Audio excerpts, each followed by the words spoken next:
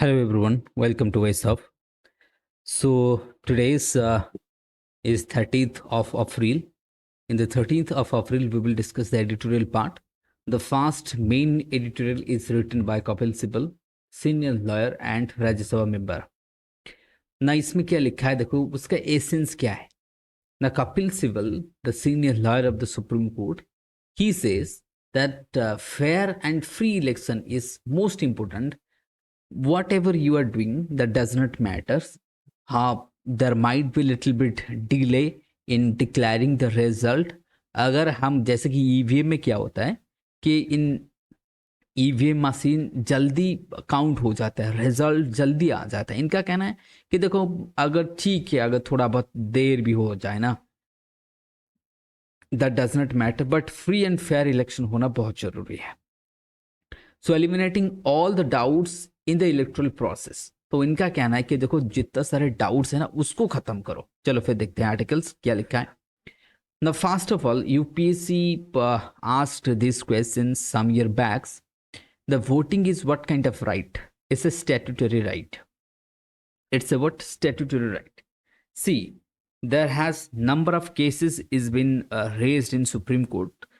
ये जो मतलब whether voting is a constitutional right, voting is a legal right, voting is a fundamental right, ये सारे के सारे ना number of cases supreme court पे आया है. जैसे कि कुछ केसेस आया था, जैसे कि पन्नू स्वामी केस, जैसे कि Ponnu PONNU Ponnu Swamy case. In Ponnu Swamy case is the very first case that related to the मतलब वोटिंग से related first case which was like discussed in supreme court पे जब मतलब which was here in the supreme court in the Ponnu Swamy case. In the hearing पे supreme court ने ये बोला कि it's a statutory right in Ponnu Swamy case. Okay, now why did supreme court that what said that times that it's a statutory? Because the voting right we draw from the People's Representative Act. Okay, that is why.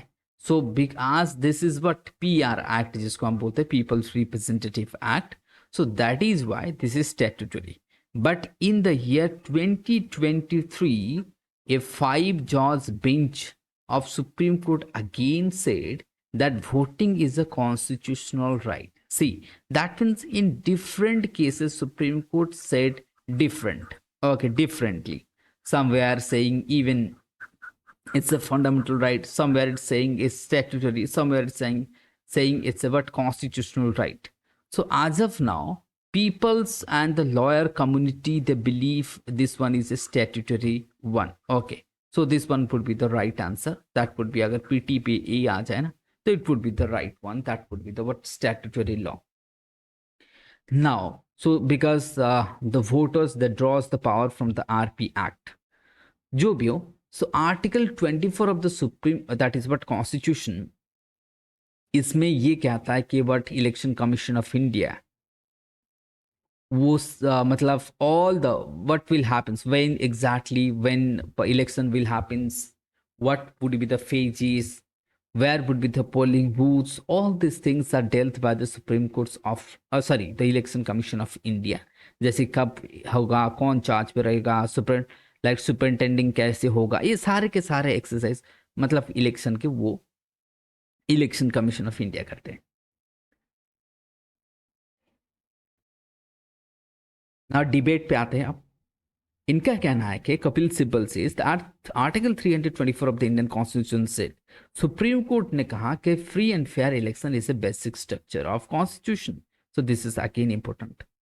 So like the polity part में ये जो जैसे बोला कि ये जो free and fair election is a basic structure of what constitution, इन्होंने कहा.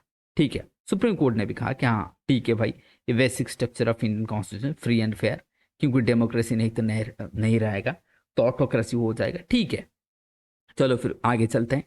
ना it should be subject to judicial review. देखो अगर इसमें कोई मतलब किसी तरह का किसी को लगता है कि नहीं यहाँ पे गलत हुआ, ये हुआ, तो जुडिशियल रिव्यू आप करवा सकते हो कोर्ट पे जाके, बिकॉज ये व्हाट जुडिशियल रिव्यू पे आ जाता है. तो जो भी है, फ्री एंड फेयर इलेक्शन होना बहुत मतलब सुप्रीम कोर्ट भी from time to time supreme court makes that but election suspect the courts can always opines on whether the process adopted was free and fair.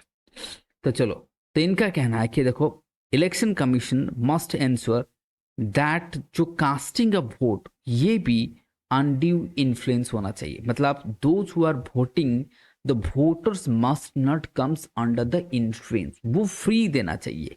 The very foundation of our democratics edifice, जिसके ऊपर believe करते हैं, edifice as based on the free and fair election, while interpreting the free elections, that is the free, the election commission must ensure that voter cast their vote free from any undue influence।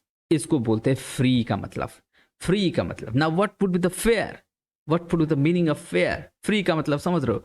मतलब कोई voter को influence नहीं कर पाएगा, कुछ corruption नहीं होगा। अगर करप्शन होगा तो वो कैंडिडेट इनवैलिड हो जाएगा, ठीक है, वो इनवैलिड। देन फेयर का मतलब क्या है?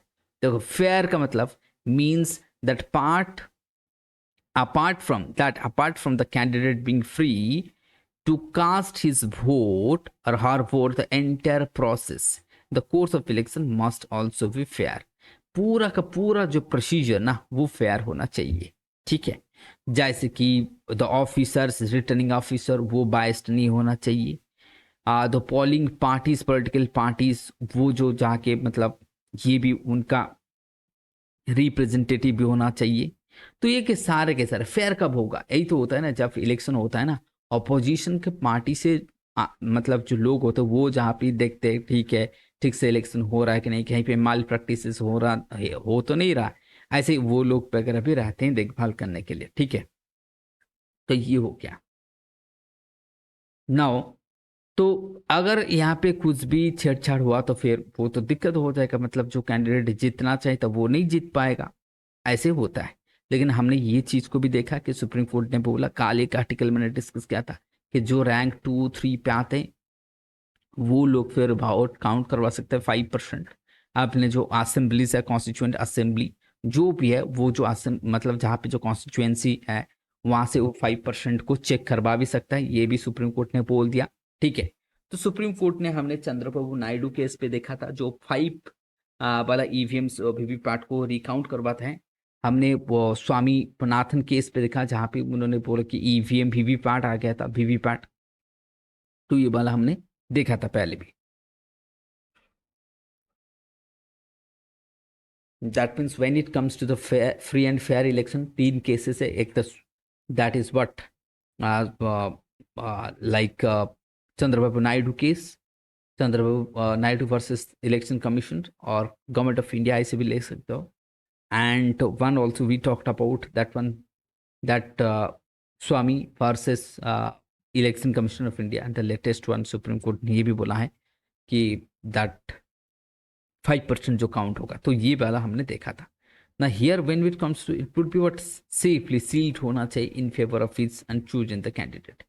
Any other method that falls the that what falls fall of the fairness, and not because it is necessarily to be electors vote, and not but being counted towards the intended candidate but also to reliable ways। इनका कहना है कि देखो, कभी कभी ऐसा होता है कि जो कैंडिडेट वोट देता है एक को, वोट चला जाता है दूसरे को, ऐसे होता है।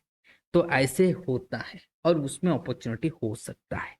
जैसे कि अगर एक्सरसाइज, जब एक्सरसाइज कर रहे हैं तो अगर किसी का डाउट हो रहा कि नहीं भाई मैंने तो वोट उसको दिया था, ये हो गया, the only method that ensure the fairness in the regards to the make sure that voter up that obtain the ballot paper. इनका कहना है कि ओनली मेथड जहां पे करप्शन नहीं हो पाएगा वो क्या है, जो बैलेट पेपर, मतलब जो वोटर होगा ना वो जाके बैलेट पेपर पे वोट देंगे, and places the ballot box, वो खुद अपने बॉक्स पे लेके डाल देगा, knowing that the vote is safe, sealed and counted in favor of the vote that is of his or her candidate he chosen।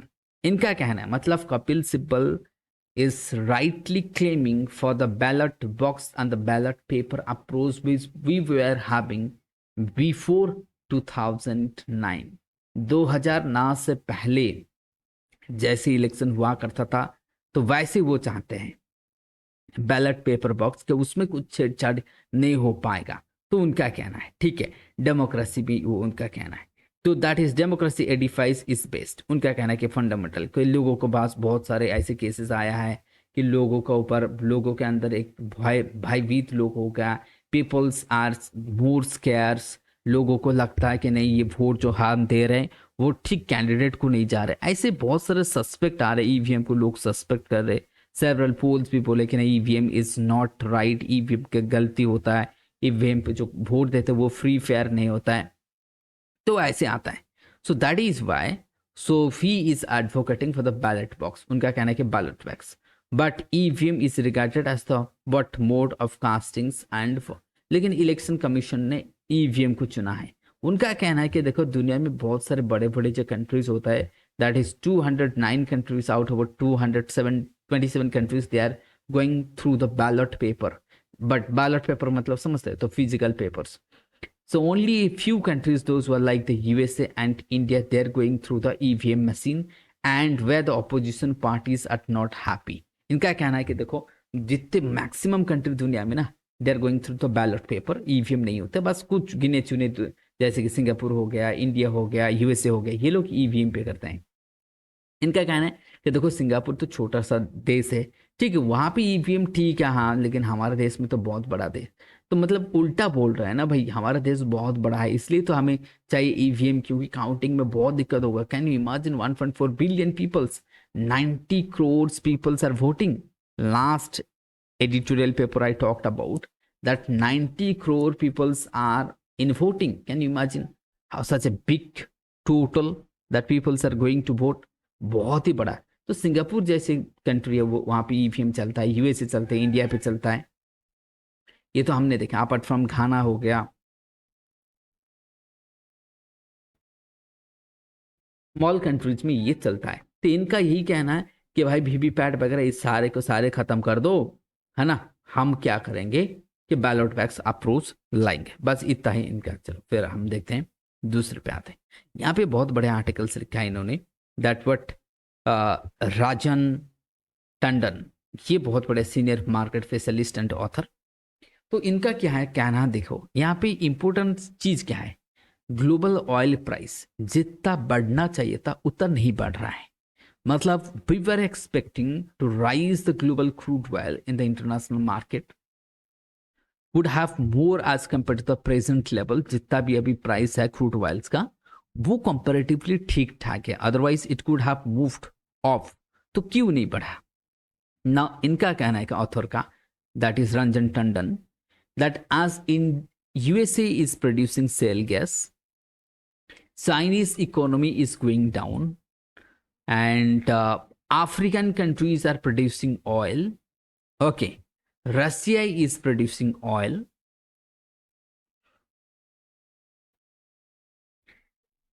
Okay, so that is why these are the other factors. They are what? They're exactly moderating the oil price. नहीं तो oil price बढ़ जाता है, क्योंकि आप सबको पता है कि गल्फ कंट्रीज में क्या चल रहा है, मिडल ईस्ट पे क्या चल रहा है। आज द मिडल ईस्ट अगर हम देखें ना मिडल ईस्ट पे, तो middle east is passing through a difficult phase.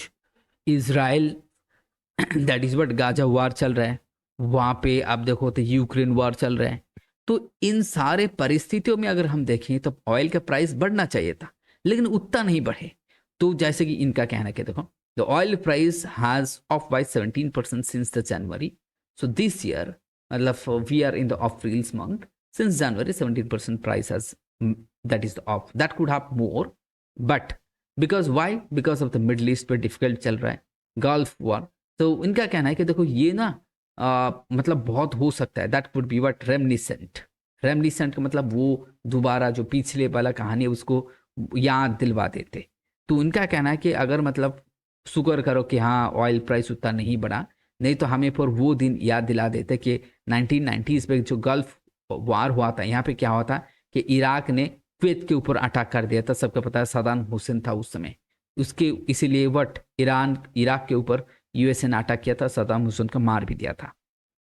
Then Iranian revolution ले लो, तो इस सारे जो रेवोल्यूशन था ना यहाँ पे क्या हुआ करता था, so that disrupted the oil price and oil price suddenly upped.